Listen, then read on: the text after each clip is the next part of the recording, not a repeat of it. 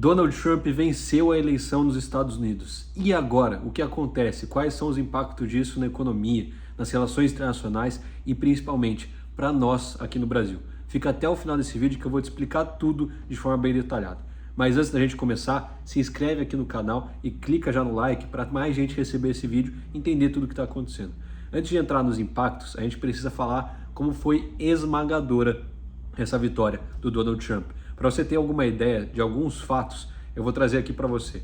O Trump foi o segundo presidente da história que conseguiu vencer, voltar à presidência depois de perder uma reeleição.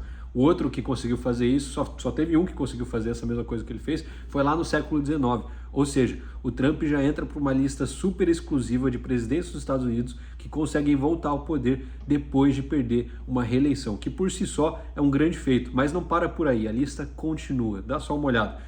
Ele também venceu em todos os 7 swing states, o que a gente chama de estados pêndulo, como a Pensilvânia, Illinois, Carolina do Norte. São estados que historicamente não são nem democratas nem republicanos. E o Trump conseguiu vencer em todos, absolutamente todos eles, o que mostra mais uma vez a força esmagadora dessa vitória dele nas urnas. Outra coisa, ele venceu também no voto popular. Talvez você não saiba, mas nos Estados Unidos a eleição é diferente do Brasil, em que aquele que tem mais votos vence, é o que a gente chama de voto popular. Lá funciona por voto distrital, voto de deputados, ou seja, quem tem a maioria dos votos em um determinado estado ganha todos os delegados daquele estado. E aí quem tiver mais delegados vence, então é por maioria. Só que aqui também a gente funciona no voto popular e da mesma forma, tanto com delegados, já passou os 270 delegados que ele precisava para se eleger, ele também conseguiu vencer no voto popular na maioria simples, ou seja, mais um sinal de que foi uma vitória avassaladora. Ele também cresceu exponencialmente a votação dele em redutos eleitorais que historicamente são dos democratas, que é da esquerda. Por exemplo, Nova York e Illinois, ele conseguiu ultrapassar 44% dos votos nesses dois lugares, que são redutos democratas. Então ele conseguiu também tirar voto da Kamala, do Biden, do Obama, em lugares como esses, o que é muito difícil de acontecer, historicamente nunca aconteceu como aconteceu dessa vez. E por último, o Trump não ganhou só a presidência, mas os republicanos agora também têm maioria na Suprema Corte, no Congresso e no Senado. Isso é o que tem maior impacto. Ou seja, diferente da primeira eleição do Trump, que ele foi o 45º presidente, agora ele é o 47º, ele vai ter plena governabilidade. Ele vai poder mandar um projeto de lei para o Congresso, para o Senado e negociar com muito mais facilidade a aprovação, sem ter que negociar tanto, o que garante a ele muito mais poder diante dos Estados Unidos e do mundo inteiro. Então, essa foi de fato uma vitória esmagadora que vai ajudar ele a governar e vai fazer toda a diferença.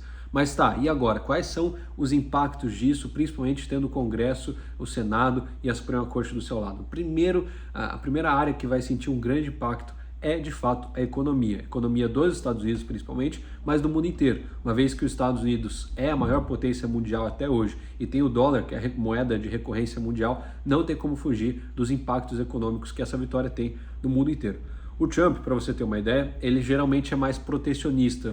No seu último mandato na presidência, ele foi um presidente mais protecionista. O que é isso? Ele valoriza o produto interno, aquilo que é produzido dentro dos Estados Unidos, e protege o produto que vem de fora. Ele blinda os Estados Unidos do produto que vem de fora, colocando taxa, enfim, para que o que vem de fora fique mais caro e o que é produzido dentro dos Estados Unidos seja mais valorizado, incentive a produção interna. Isso é bom para os Estados Unidos e ruim para outros países que exportam para os Estados Unidos, como é o caso do Brasil, China e muitos outros. O Trump provavelmente vai ter uma política de redução de impostos, ele vai cortar impostos e vai tarifar, vai taxar importações, né? Aquilo que vem de fora. Ele já anunciou que vai taxar em 60% todas as importações que vêm da China. Ele historicamente tem uma relação comercial muito difícil com a China, porque ele não quer que a China continue crescendo economicamente, então ele deseja sempre valorizar a economia americana. Então ele vai taxar em 60% a China e de 10% a 20% os demais países, incluindo o Brasil. Então tudo que a gente vende para os Estados Unidos, historicamente o Brasil costuma vender tecnologia de avião, por exemplo, a Embraer vende muito para os Estados Unidos. Esses produtos agora vão ser taxados de 10% a 20% mais caros do que já eram, o que tudo isso junto, a redução de impostos e a taxação daquilo que vem de fora, tende a aumentar o preço dos commodities, de matéria-prima, de combustíveis, enfim, tudo fica mais caro, a inflação sobe. Quando sobe a inflação, sobem os preços, e para controlar os preços, o que é natural é que o Banco Central dos Estados Unidos aumente a taxa de juros, para que o dólar seja uma moeda mais atrativa, não perca a sua atratividade e continue rendendo. Então isso vai valorizar o dólar diante das outras moedas novamente, como já aconteceu agora só pelo fato de ter anunciado a vitória dele na eleição. Essa valorização do dólar vai deixar a moeda mais cara no mundo inteiro, incluindo no Brasil. Então provavelmente a gente vai ver o dólar subindo cada vez mais. E para controlar isso, aqui no Brasil, o Lula vai ter que cortar gastos, não adianta, para assim valorizar o real cada vez mais e essa diferença não ser tão grande do real para o dólar e a gente conseguir manter uma certa paridade ali, não o dólar não disparar tanto, tá?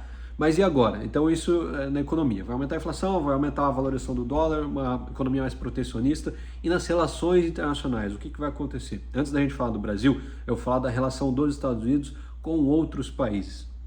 Primeiro, a gente precisa entender e analisar as guerras e conflitos internacionais que estão ocorrendo nesse momento. Nós temos a guerra civil na Síria, nós temos Hamas contra Israel e nós temos Rússia contra a Ucrânia. Essas são as principais guerras em andamento no momento.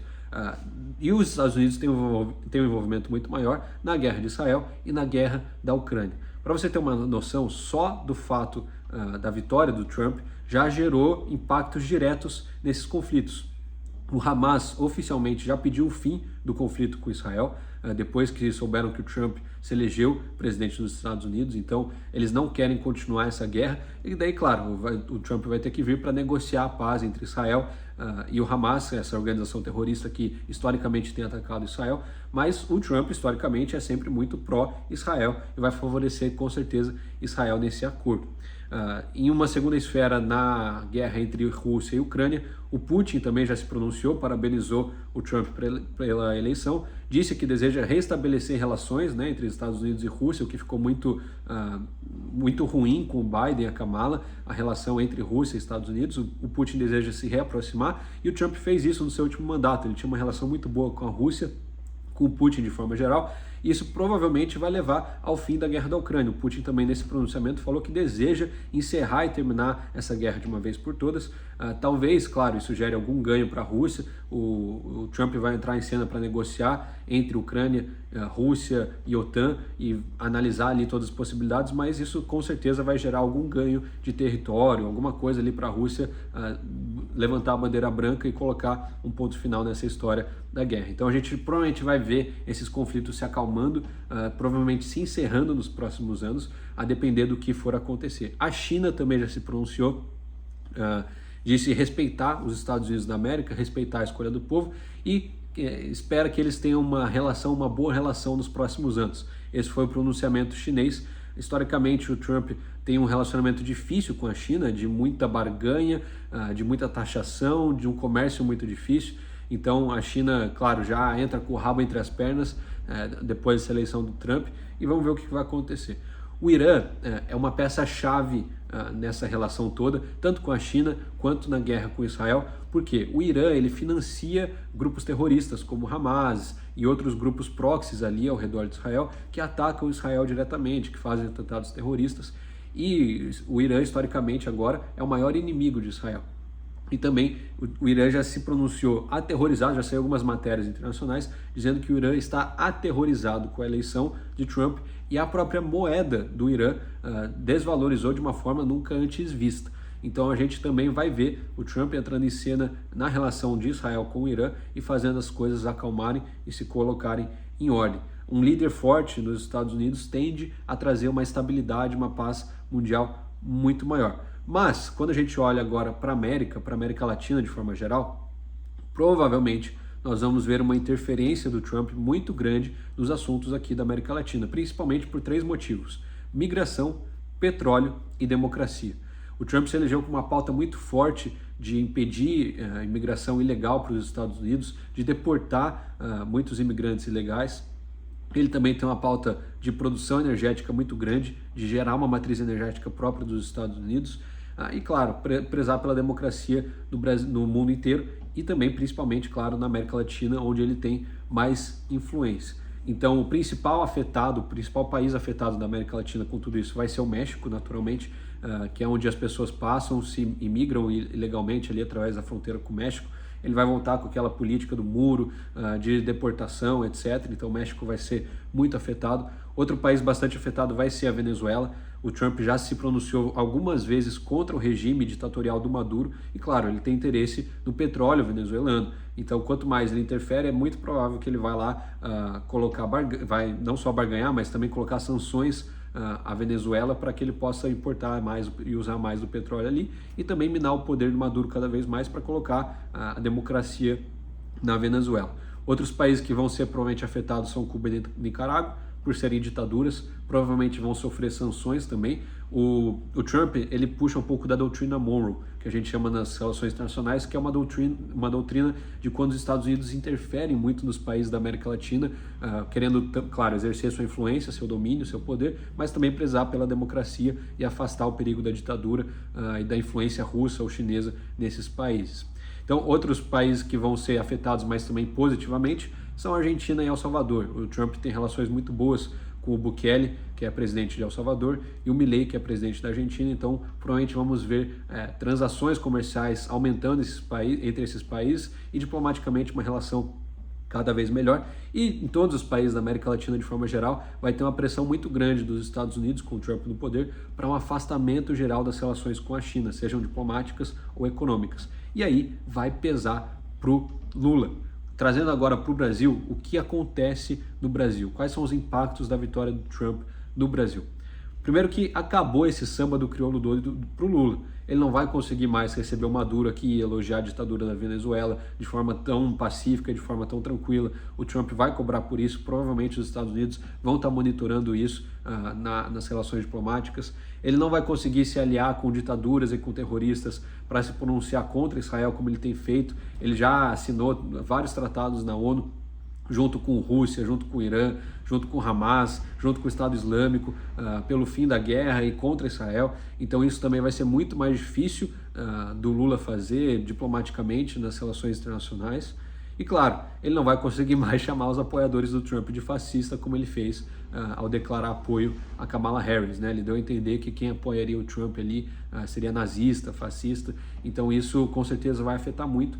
Além disso, vai obrigar o Lula e o Haddad a cortarem gastos. A gente está com uma máxima histórica de gastos, que é um nível que não se via desde a pandemia, um déficit muito grande na nossa economia, e isso tende a desvalorizar o real. O real é a 7ª moeda mais desvalorizada do mundo esse ano.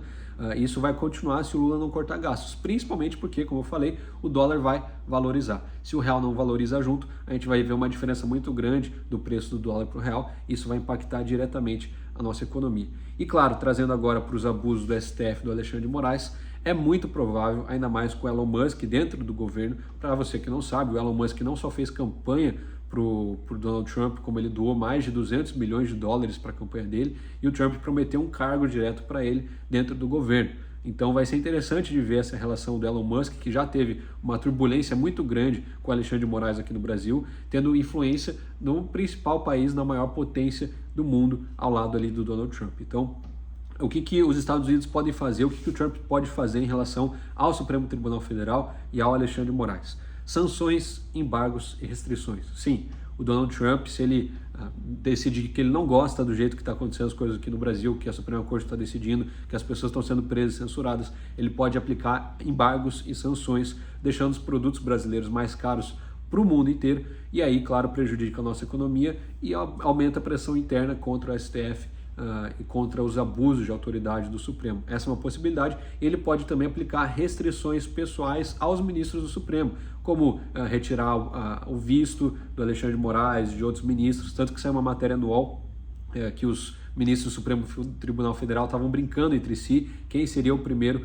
a perder o visto para os Estados Unidos. Ele tem poder de fazer isso, ele pode impedir que determinada pessoa, ministro, entre nos Estados Unidos, como pode impedir que essa pessoa realize trocas comerciais com empresas ou pessoas americanas. Então, de fato, ele pode impor muitas restrições, o que tende a aumentar a nossa liberdade aqui no Brasil. Então a gente precisa acompanhar de perto tudo que vai acontecer, mas a princípio esses são todos os impactos que a gente vai ver daqui para frente. Continua acompanhando. Se você gostou desse vídeo, compartilha, manda no WhatsApp, no grupo da tua família, para todo mundo entender tudo que está acontecendo, posta aí nas tuas redes sociais e também não deixe de se inscrever aqui no canal para mais análises como essa e vídeo como esse. Valeu? Até mais, tamo junto.